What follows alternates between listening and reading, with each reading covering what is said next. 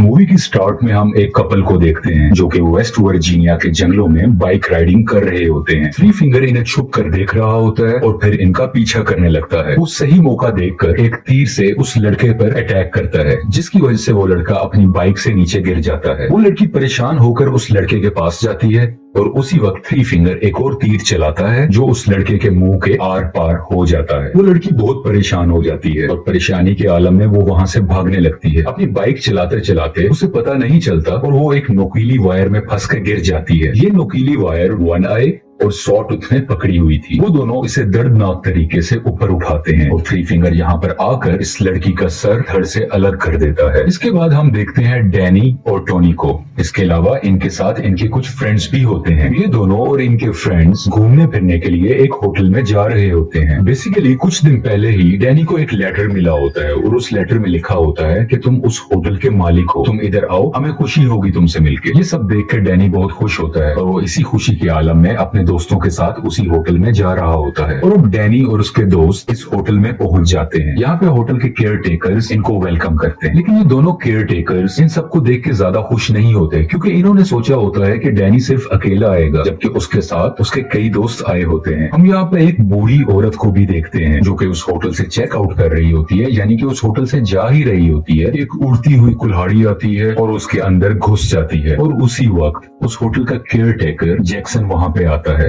और उस बूढ़ी औरत की गर्दन को पकड़कर मरोड़ देता है, जिससे वो औरत मर जाती है। और इस होटल में चेकआउट होने का ये अंदाज काफी डिफरेंट है, यानी कि होटल में जो भी चेकआउट होना चाह रहा है, वापस जाना चाह रहा है, उसके पास मरने के अलावा और कोई ऑप्शन नहीं होती। दूसरी तरफ डैनी और उसके सब दोस्त उस होटल की एंटीक चीजें देखकर हैरान हो रहे थे, क्योंकि वो चीजें बहुत महंगी थी और वो खुश भी थे कि ये सब चीजें डैनी की होने वाली हैं। रात का वक्त आ जाता है और उस होटल का केयर टेकर जैक्सन जंगल की तरफ जा रहा होता है। यहाँ पर वो इन तीनों भाइयों से मिलता है और उनको समझाता है कि तुम्हें उस बूढ़ी औरत को ऐसे नहीं मारना चाहिए था। और उसके अलावा हमें यही भी पता चलता है कि ये तीनों भाई और जैक्सन आपस में सिबलिंग्स हैं, यानी कि ये सारे भाई हैं। और इसके अलावा वो जो दूसरी केयर टेकर थी वो भी इनकी बहन होती है। अगली सुबह डैनी की क्लोज फ्रेंड होटल में जा रही होती है कि उसकी नजर जैक्सन पे पड़ती है, जो कि एक जगह पर खून साफ कर रहा था। बेसिकली ये वही जगह थी जहाँ पर उस बूढ़ी औरत को मारा गया था, लेकिन वो जल्दी से बगैर कुछ समझे वहाँ से चली जाती है। उन दोस्तों में कुछ दोस्त शॉपिंग के सिलसिले में मार्केट आए होते हैं और वहाँ पर उनकी नजर एक बोर्ड पर पड़ती है जहाँ पे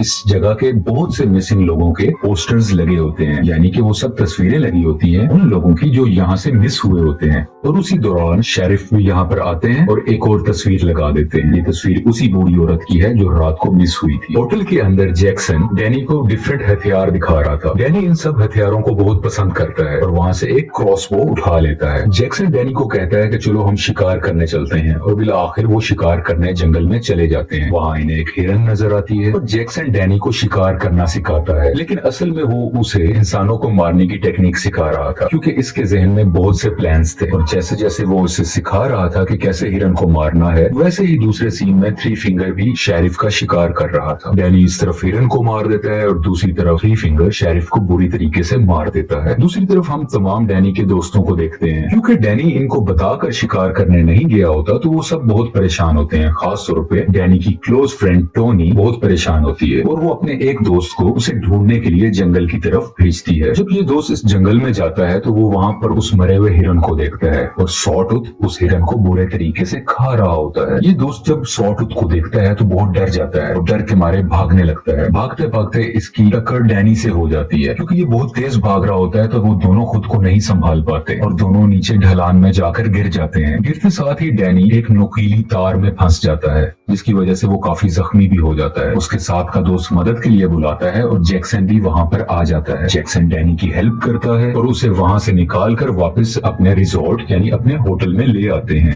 इस होटल की सेकंड केयर टेकर जो कि लड़की है, वो डैनी का खून साफ करती है। वो उसका ख्याल करती है, उसको मेडिसिन लगाती है और उसी दौरान डैनी की क्लोज फ्रेंड टोनी भी उस रूम में आ जाती है और वो केयर टेकर सैली वहाँ से चली जाती है। अगली सुबह डैनी वॉशरूम में होता है और वो अपनी सारी दवाइयाँ फ्लश कर देता है। बेसिकली डैनी हाइपरटेंशन का मरीज था, यानी कि उसे बिला वजह टेंशन हुआ करती थी और वो इसी मकसद के लिए दवाइयाँ लिया करता था। लेकिन पिछले दिन ही उसने हिरन का शिकार किया था और आज उसने अपनी सारी दवाइयाँ फेंक दी, यानी कि उसको किसी की जान लेने में बहुत मजा आया। ये एक्सपीरियंस आज से इससे पहले उसने कभी फेस नहीं किया था और अब शायद इसे दवाइयों की जरूरत नहीं होने वाली। खाने के वक्त वो अपने दोस्तों को बताता है कि अब मुझे ये रिजॉर्ट, ये होटल पसंद आने लगा है और मैं अब यहीं रुकूंगा और इस होटल को मैं चलाऊंगा, इसकी केयर टेक करूंगा। लेकिन बाकी सब लोग यहाँ नहीं रुकना चाहते थे और वो वापस जाना चाहते हैं। डैनी के दोस्तों में 2 दोस्त ऐसे थे जो बहुत लालची थे। अब इन्हें पता था इस होटल में बहुत से एंटीक्स हैं, बहुत सी महंगी चीजें, तो उन चीजों को चुराने लग जाते हैं। इसी तरह और चीजों की तलाश में वो इधर उधर फिरते रहते हैं और बिल आखिर वो एक सीक्रेट जगह पर जाते हैं जो कि एक बेसमेंट की तरफ खुलता है। मुख्तलिफ कीमती चीजों की तलाश में ये बेसमेंट में चले जाते हैं जहाँ एक बहुत बड़ा एंशिएंट स्पा बना होता है। ये दोनों अभी इधर ही होते हैं कि उस होटल की दूसरी केयरटेकर जो कि लड़की है यानी कि सैली,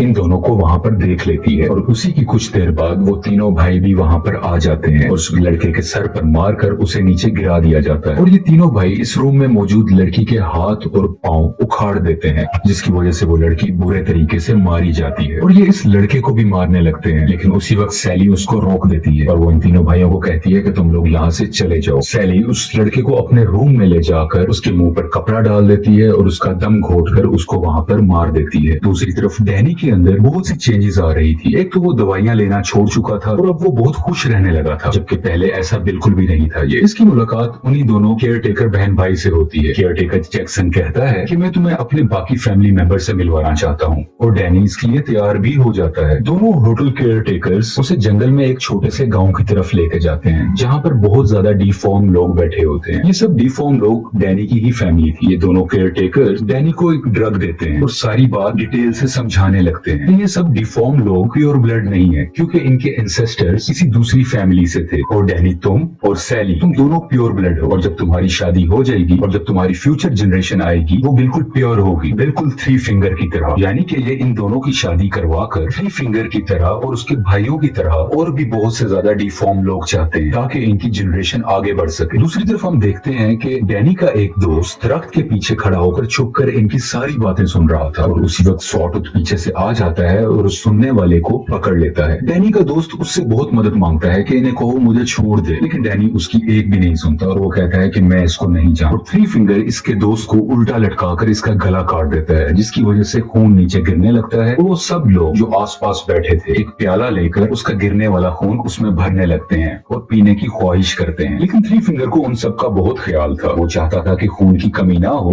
तो वो उसको मुकम्मल ही काट डालता है और सब लोग उसका खून पीकर एंजॉय करने लगते हैं और एक खून का प्याला डैनी को भी लाकर दिया जाता है और वो अपने ही दोस्त का खून पीने लग जाता है। अगली सुबह डैनी जब अपने होटल में वापस आता है तो उसकी वही क्लोज फ्रेंड टोनी उसको देखकर परेशान हो जाती है और वो उसे कहती है कि चलो अब हम इस होटल से चलते हैं अपने घर शहर की तरफ। लेकिन डैनी अब उस होटल से, उस जगह से वापस बिल्कुल भी नहीं जाना चाहता था। वो उन सबको कहता है कि तुम लोग यहाँ से चले जाओ, मैं यहीं पर रुकूंगा। और इस वक्त तक डैनी अभी भी ड्रग के ही नशे में है जो रात को सैली ने उसको दी थी। ये सब लोग यहाँ से जाने से पहले किचन में जाते हैं और वहाँ पर देखते हैं कि एक इंसान इंसानी मांस को काट रहा होता है, उसे फ्राई कर रहा होता है और उसे खा रहा होता है। ये देखकर ये लोग बहुत डर जाते हैं, लेकिन वहाँ से निकलने से पहले इनकी नजर फ्रीजर में पड़ती है जहाँ पर इन्हीं के एक दोस्त का कटा हुआ सर होता है, जिसे देखकर ये सब लोग वहाँ से जल्दी से भागने लगते हैं। ये अभी भाग ही रहे होते हैं कि वो तीनों भाई इनके पीछे पड़ जाते हैं। इन तीनों भाइयों से बचकर कुछ दोस्त तो वहाँ से भाग जाते हैं, लेकिन एक दोस्त वहाँ से पकड़ा जाता है। वो उसके मुंह पर एक पाइप सा लगा देते हैं और उसके अंदर पानी भरने लगते हैं। इतना पानी भरा जाता है कि पानी के प्रेशर से उसका पेट ही फट जाता है। अब हम दूसरे दोस्त को देखते हैं जो कि पहले तो 3 फिंगर और उसके भाइयों से बचकर भाग चुका था, लेकिन भागते हुए वो एक बियर ट्रैप में उसका पांव फंस जाता है और वो वहीं पर गिर जाता है। वो अब कहीं नहीं भाग सकता क्योंकि वो फंस चुका होता है। और वो तीनों भाई उसको भी पकड़ लेते हैं और उसके सर पर मारकर उसे भी हमेशा के लिए खत्म कर देते हैं। डैनी की क्लोज फ्रेंड टोनी जो कि डैनी को ढूंढ रही होती है, वो वहाँ से एक गन उठाकर डैनी को ढूंढने लगती है। वो उसी बेसमेंट के स्पा में पहुंच जाती है जहाँ पर उसे सैली नजर आती है और यहाँ पर इन दोनों की आपस में काफी लड़ाई होती है। बिल आखिर टोनी उस केयर टेकर का मुंह पानी में डाल देती है और अपनी गन उठाकर उसको शूट कर देती है। और उसी वक्त डैनी भी वहाँ पर आ जाता है और अपनी फ्रेंड से सबसे पहले गन छीन लेता है और गोली लगी हुई केयर टेकर यानी कि सैली को जाकर चेक करता है कि उसको क्या हुआ, वो जिंदा है या मर गई। और डैनी अपनी क्लोज फ्रेंड टोनी को कहता है कि यहाँ से तुम भाग जाओ। जब टोनी वहाँ से भाग रही होती है तो उसी होटल का दूसरा केयर टेकर जो कि जैक्सन है वो उसका पीछा करने लगता है और इन दोनों में आपस में लड़ाई होती है और बिल आखिर टोनी एक चाबी की मदद से उसकी आंखें फोड़ देती है और इतना जालिम तरीके से मारती है कि जैक्सन भी वहाँ पे मारा जाता है। इससे पहले कि टोनी वहाँ से भागती, अपनी जान बचाती, डैनी वहाँ पर आ जाता है